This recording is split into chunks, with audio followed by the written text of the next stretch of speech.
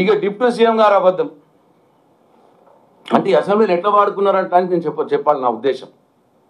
అంటే మైక్ వాళ్ళ చేయిలో ఉంది, ఇష్టం ఉన్నట్టు ఏదన్నా మాట్లాడవచ్చు అనే ఉద్దేశంలో డిప్యూటీ సీఎం గారు అంటారు బట్టి విక్రమార్క గారు 75 కోట్లతోటి నేను సీతారామ ప్రాజెక్టులో 75 కోట్లతోటి నేను 1,00,000 ఎకరాలకు సాగునీరు అందిస్తాను తొందరలోనే అన్నమాట మాట్లాడినాడు. 75 కోట్లతోటి 1,00,000 ఎకరాలకు సాగునీళ్ళు అందించే అంత గొప్ప మేధావి సార్ మీరు. నేను ప్రధానమంత్రి నరేంద్ర మోడీ గారిని రిక్వెస్ట్ చేస్తా ఉన్నా, దయచేసి దేశానికి బట్టి విక్రమార్క గారిని ఇరిగేషన్ శాఖ మంత్రిని చేయండి. 1000 కోట్లలో మొత్తం మీరు అనుకున్న ఇరిగేషన్ ప్రాజెక్టులన్నీ అయిపోతాయి దేశంలో.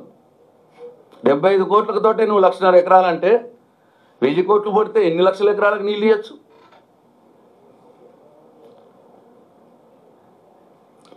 నోబెల్ ప్రైజ్ ఇవ్వాలి బట్టి విక్రమార్క గారికి, నాకు ఫ్రెండు.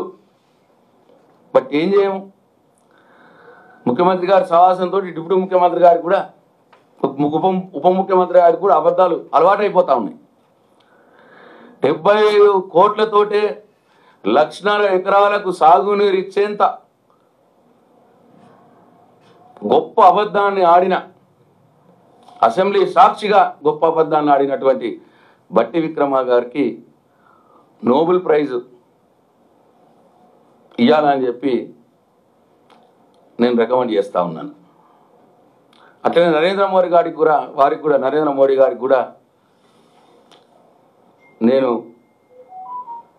సూచన చేస్తా ఉన్నాను.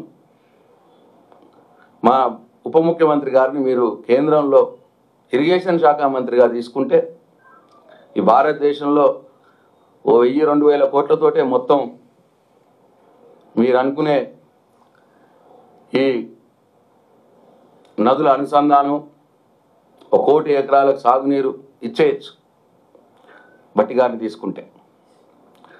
ఇట్లా ఉప ముఖ్యమంత్రి గారు ముఖ్యమంత్రి గారు పోటీలు పడి అసెంబ్లీ సాక్షిగా అబద్ధాలు ఆడి ఒకళ్ళు గిన్నీస్ బుక్ వరల్డ్ రికార్డులో ఒకళ్ళు నోబెల్ ప్రైజ్ వచ్చే విధంగా అబద్ధాలు ఆడినారని చెప్పి నేను మనవి చేస్తా ఉన్నా.